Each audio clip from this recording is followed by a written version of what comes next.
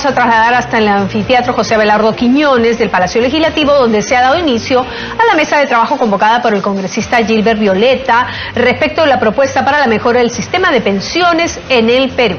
Veamos. Está referido a incorporar conceptos de tercera y cuarta edad en la ley de las personas adultas mayores y declarar de interés nacional la creación del seguro de longevidad para la cuarta edad. Ahora también se los explicamos. Y el cuarto proyecto de ley está referido a la creación del capital semilla. Vamos a proceder a presentar cada uno de dichos proyectos. Me voy a saltar algunas láminas luego para tratar de ser más breve. En primer lugar, sobre el anteproyecto que autoriza la creación del administrador de fondos de pensiones, permítanme primero hacer como un resumen de algunas ideas generales. Los problemas referidos al sistema de pensiones en el Perú, recogemos esta información de la Comisión de Protección, que tuvo como objetivo elaborar propuestas para la reforma del sistema pensionario. Detectamos algunas de las ideas básicas expuestas aquí. Primero, un modelo altamente fragmentado y carente de una visión integral. En segundo lugar, un nivel de cobertura bajo y decreciente, pensiones insuficientes e inequitativas, pensiones, desaprovechamiento de economías de escala en el mercado oligopólico de AFPs, una gestión de portafolios cortoplacistas, desacertados cambios legales que han desnaturalizado el sistema previsional y ausencia de información y asesoría financiera adecuada. No los voy a marear con números, sabiendo que ustedes mejor que cualquiera conocen muchos de estos números, pero recordar sí algunas de estas cifras que son alarmantes, ¿no? Según fuente del propio INEI, hay un 68.8% de personas que carecen de algún tipo de seguro, solo el 31.2% y de los cuales solo el 31.2% tienen seguros, de los cuales 19.2% están en las AFPs y 10.8% en la ONP. Solo el 1.20% está en algún otro sistema de seguro. La evolución de la tasa del desempleo informal en el Perú es galopante, ¿no? Aunque se ha reducido digamos de manera muy limitada. Del 2007, donde existía una tasa de informalidad de alrededor del 80%, al 2018 estamos en el 72.4%, ¿no? Es decir, no hemos logrado reducir ni siquiera 10 puntos. En los bajos montos de las pensiones tenemos un cuadro comparativo elaborado por la Asociación de AFPs, en la que se nota claramente que, a pesar de todo, las pensiones dadas en el sistema privado siguen siendo largamente superiores en términos de media que las del sistema público. Tenemos un mercado oligopólico en relación a las AFPs y tenemos una insostenibilidad financiera del Sistema Nacional de Pensiones, señalando esto como problemas. Nuestras fuentes de información, el propio Ministerio de Economía, y por el sector privado, el BBVA, un informe del año 2008. En el caso del Sistema Nacional de Pensiones, está claramente desfinanciado. El monto que significaría, según la información a la que hemos tenido acceso, poder nivelar, traído a valor presente, la deuda que tiene el Estado con el Sistema Nacional de Pensiones, es equivalente al 25% del PBI, es decir, alrededor de 60.000 millones de dólares. Siguiente, por favor. ¿Por qué una AFP del Estado? ¿Por qué una AFP del Estado? Algunos de los argumentos que sustentan nuestra propuesta: porque creemos que abre la posibilidad a que los afiliados puedan optar por un operador público ante cierta desconfianza de cierto sector en el ámbito privado, porque permitiría incrementar la densidad de cotización de la población, incorporando a trabajadores independientes y el sector informal, porque puede generar mayor competencia entre AFPs, que induciría a disminuir las comisiones. La AFP del Estado no tendría necesariamente un objetivo lucrativo, porque permitiría reemplazar el sistema de reparto de la ONP por el de capitalización individual en un sistema público, ¿no? Las AFPs del Estado tendrían que operar con las mismas reglas del sistema privado de pensiones y bajo supervisión de la Superintendencia de Bancas. por tener impactos en el fisco que conlleva a iniciativa de gasto. La organización y funciones de la AFP del Estado deben ser detallados por el Poder Ejecutivo previa autorización del Congreso de la República. Nos hemos tomado un poquito además el trabajo de recoger algunas opiniones, por ejemplo, del propio ministro de Economía, del doctor Alejandro Arrieta, de la ONP, de la Superintendencia de Banca y Seguros, del Jorge Mogrovejo, de Giovanna Prialé en el caso de las AFPs y de Julio Velarde en el caso del Banco Central de Reserva. En todos ellos hemos encontrado opiniones en común en el sentido positivo de esta posible AFP estatal, con algunos matices, pero eventualmente no encontramos en las opiniones técnicas y acreditadas de las instituciones una resistencia a esta posibilidad. Sin embargo, también hay que tomar en cuenta que existe un candado constitucional que en principio sería un impedimento para llevar adelante una propuesta de este tipo, contenido en el artículo 60 de la Constitución, en donde se señala claramente que solo autorizado por ley expresa el Estado puede realizar subsidiariamente actividad empresarial. En ese sentido, nuestra propuesta precisamente va en línea de poder romper este candado constitucional, generando una ley base que permita superar esta valla. ¿Cómo así? Primero, el artículo 60 señala que tiene que haber un alto interés público o una manifiesta conveniencia nacional. El primer aspecto de nuestro proyecto de ley es declarar de necesidad pública e interés nacional la creación de la administradora de fondos de pensiones del Estado. Un segundo elemento, señala la Constitución, tiene que haber una autorización expresa para realizar la actividad empresarial estatal.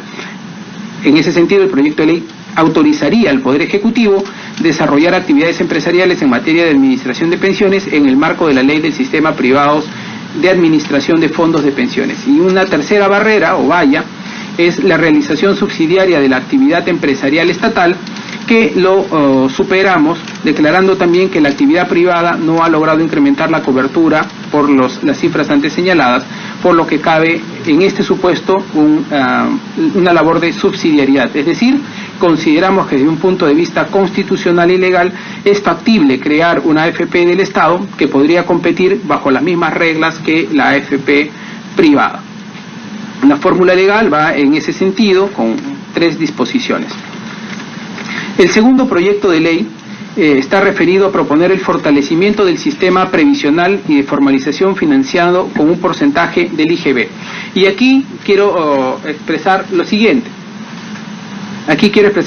El objetivo de esta ley es inyectar recursos adicionales a las cuentas individuales de capitalización que contribuyan a mejorar las pensiones futuras, particularmente de menores ingresos, y crear incentivos para fomentar la cultura pensionaria con fines de jubilación en los actuales afiliados, no afiliados a ningún sistema pensionario y futuros afiliados menores de edad.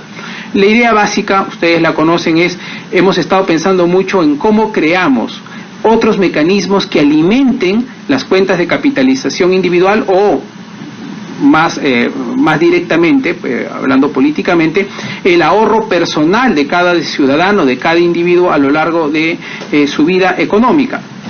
Por lo tanto, a los aportes obligatorios provenientes de la vida laboral a nivel del sistema público-privado y de los eventuales aportes voluntarios, estamos creando 2 nuevas alternativas. Una que la vamos a referir al final, que es el capital semilla, que yo recuerdo que Diego Macera en su oportunidad desarrolló esta idea, y en segundo lugar, establecer que 2 puntos del IGB también reviertan al ciudadano como un ahorro personal e individual que permita alimentar su cuenta de capitalización personal a lo largo de su vida económica.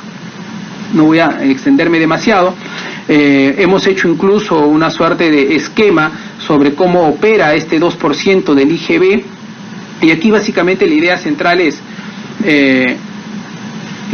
cómo le damos cierto orden institucional desde el Estado en relación al ciudadano. Es decir, sí creemos que el ahorro tiene que ser parte de una cultura de vida y parte de una cultura económica instalada en el país.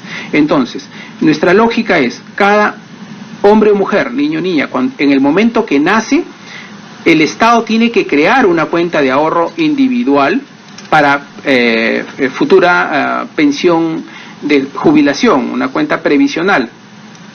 Y el capital semilla operaría que en el momento que nace el Estado depositaría a través de su programa social tipo pensión 65 o el que se amplíe para tales efectos, le depositaría 1.650 soles, que según los cálculos es lo que permite a futuro poder garantizar una pensión mínima en la medida de que este 1.650 como capital semilla se va alimentando y va invirtiéndose y generando utilidades a lo largo de su vida.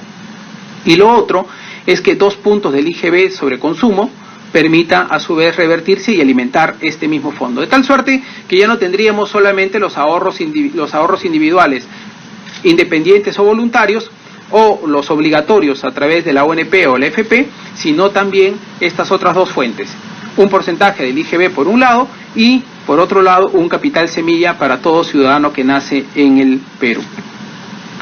Voy a saltarme esta parte. Una cosa, solamente para acotar la lámina 19, por favor. Solamente para acotar una cuestión final. Nosotros somos conscientes que ya han habido 2 proyectos de ley, además con colegas con los que hemos conversado, en el caso del congresista Miguel Torres y en el caso del congresista Galarreta, que proponen en buena cuenta una nueva ley de AFPs. Lo que nosotros nuestra fórmula es, de alguna manera, hemos buscado un mecanismo más simplificado, es decir, a la ley que ya existe, sencillamente hacemos modificaciones en el artículo 19 y 31A, de tal suerte que no haya necesidad de modificar toda la ley, sino específicamente hacer algunos agregados que nos permitan ahí incorporar esta figura. Nuestro tercer proyecto de ley está referido a incorporar los conceptos de tercera y cuarta edad en la ley sobre persona adulta y mayor y declarar de interés nacional la creación del seguro de longevidad para personas de la cuarta edad. Objetivos: 1, incorporar conceptos de tercera y cuarta edad, bien específicamente, es decir, le damos la bienvenida al doctor Jorge Morelli, que nos está acompañando. Adelante, por favor. Gracias por su presencia. No se preocupe. A ver, este tercer proyecto de ley tiene como objetivo incorporar los conceptos de tercera y cuarta edad y, por otro lado, declarar de interés nacional y prioridad nacional la creación de un seguro de longevidad. Las cifras, ustedes las conocen mejor que nosotros. Estas pirámides demográficas ya las hemos mostrado y las han trabajado ustedes incluso con anterioridad. Está por demás demostrado que estamos camino a tener una población longeva, mayoritariamente longeva, y que por lo tanto tenemos que generar con la previsión suficiente una política de regulación que permita atender este enorme y potencial problema futuro.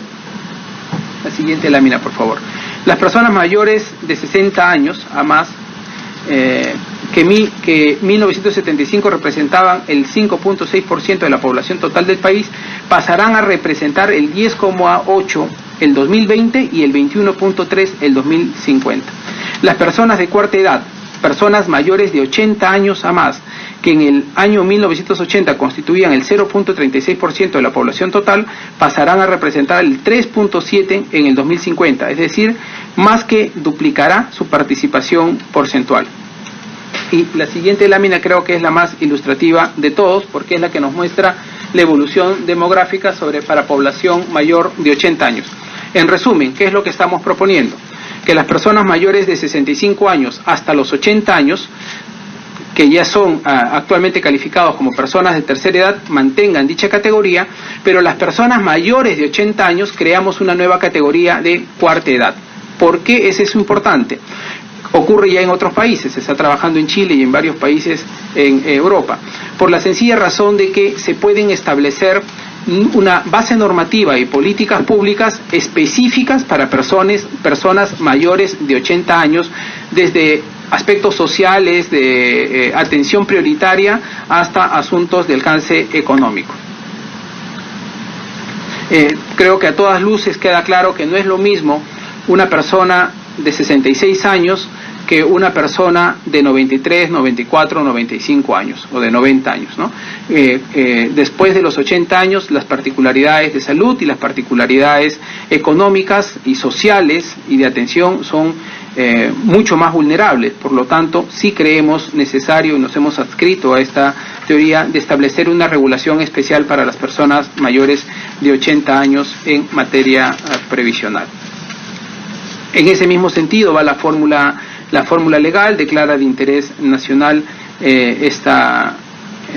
primero incorpora en el segundo párrafo de la ley 3490, la ley de las personas adultas adulta mayor, esta diferenciación entre tercera y cuarta edad, y luego declara de interés nacional el seguro de longevidad. Yo voy a dejar luego, para que, si es necesario, el seguro de longevidad sea mejor desarrollado por Camilo, solamente señalar una idea general. El seguro de longevidad podría permitir que en el caso de jubilaciones programadas, pensión programada, las personas puedan tomar de manera complementaria un seguro de longevidad que puede, además, ya tiene otro rol, en que puede ser además administrado o por la propia AFP o por la ONP, si es que se modifica en ese sentido, o incluso por una empresa privada, una empresa de seguros cualquiera que trabajaría este tema. Creo que eso, una de las cosas que permitiría es que en el caso del retiro programado nos permite no solamente tener mayor competencia, sino nos permite que las personas, que los ciudadanos puedan administrar mejor el goce de sus de su ahorro previsional. Por último, ya lo había adelantado, el anteproyecto sobre capital semilla es también una idea que nació en esta mesa de trabajo y que tiene como objetivo asignar un monto específico. Nosotros hemos estimado 1.650 soles, que, si no me equivoco, la ministra del MIDIS también ha coincidido con ello, que no es otra cosa sino un monto, un capital que el Estado peruano deposita a cada ciudadano que nace en el Perú. Nuestros cálculos nos señalan que esto costaría alrededor de 1.200 millones de soles en su fase inicial, pero que luego, en la medida que la población, la tasa de natalidad va bajando, esto más bien va decreciendo año a año. Ese monto nos permitiría garantizar ya de entrada que con un monto de esta naturaleza, por ejemplo, tendríamos coberturado lo que serían futuros pagos al equivalente de pensión 65, pero que, visto aisladamente, no hacen, de repente, podrían ser vistos como una medida algo populista. Sin embargo, mirados en la lógica en la que nosotros les estábamos explicando originalmente, que lo que buscamos es que los fondos previsionales o los ahorros individuales de cada ciudadano tengan más de un caño de alimentación, permite que capital semilla, sumado al 2% del IGB, ¿no? del extorno, el retorno del IGB, más el ahorro voluntario, más el ahorro obligatorio, entonces lo que terminamos, más un seguro de longevidad, lo que terminamos teniendo son mecanismos diversos que permiten tener un mejor panorama para garantizar futuras pensiones de jubilación en el Perú. Y por eso establecer esto de la tercera y cuarta edad en ese contexto hace sentido. No sé, yo he tratado, de repente corrido demasiado, pero no he querido tampoco tomar demasiado tiempo, porque en verdad nuestro objetivo es más escucharlos a ustedes. Si es necesario, luego Camilo y William podrían absorber también algunos detalles. Les agradezco. Ahora vamos a, con esta extendida presentación, vamos a dar la palabra a nuestra ronda de expertos. Vamos a comenzar con Giovanna Prialet, si les parece, presidenta de la Asociación de AFP. Muchas gracias. Giovanna. Bueno, muchas gracias, señor congresista, y muchas gracias a todos en la mesa. Es un gusto poder reunirnos. En primer lugar, creo que la idea es que esta primera conversación sea corta para que todos podamos opinar, ¿no? Primero, felicitarlo y felicitar a todo el equipo de trabajo, porque es un trabajo bastante detallado, ¿no? Y obviamente para mí el tema de pensiones es sumamente necesario, ya lo hemos conversado largamente. Entonces me siento muy contenta, satisfecha de que este tema se esté viendo de una manera técnica. Entonces, primero, el agradecimiento al señor congresista, al equipo de trabajo, y que en realidad eso se convierta, o muchas de las propuestas que están acá tengan ese carácter técnico y no se conviertan pues en una discusión política a la hora que tengan que llegar al pleno o a las siguientes comisiones. Eso como primer comentario. Segundo, para entrar al detalle, evidentemente son varios proyectos de ley que seguramente tendremos oportunidad de conversar uno a uno con detalle cuando recibamos además las propuestas. sí quiero hacer algunos comentarios importantes, o bueno, que yo considero que son relevantes dentro de la propuesta de reforma. Primero, creo que es importante no perder de vista que la propuesta lo que debe buscar, y creo que en ese sentido va este conjunto de anteproyectos, es que la pensión sea un derecho para toda la población y que esa pensión sea una pensión de carácter universal mínima. Creo que el anteproyecto 4 del concepto de capital semilla cumple ese objetivo, que en materia de política social es muy importante, porque todos nacemos iguales, ¿no? Y por lo tanto lo que te estaba buscando asegurar de esa manera es que una persona va a poder tener como mínimo una pensión al momento que llegue a los 65 años de edad, ¿no? En segundo lugar, en el proyecto de ley de la tercera y cuarta edad también me parece un aporte sustantivo que no lo hemos discutido en el periodo, creo que ya es hora de empezar a tocarlo, que efectivamente las personas van a tener mayor esperanza de vida, que efectivamente el gasto en salud de una persona de 80 años es completamente distinto de una persona de 65 años de edad. Y solamente me gustaría hacer dos comentarios, ¿no? Es distinto, y en eso tiene que tener claridad a la hora que se haga la propuesta el señor congresista y su equipo, el concepto de seguro del concepto de aporte a la cuenta de capitalización individual. Porque en el entendido que yo realice una cobertura adicional del seguro, tendríamos que tener en cuenta que este seguro cubre la probabilidad que yo viva más allá de, y por lo tanto, si yo muero antes, no habría posibilidad de que se me devuelva ese dinero, porque eso cubre el riesgo de la longevidad, que es como ha sido, entiendo, contemplado inicialmente, ¿no?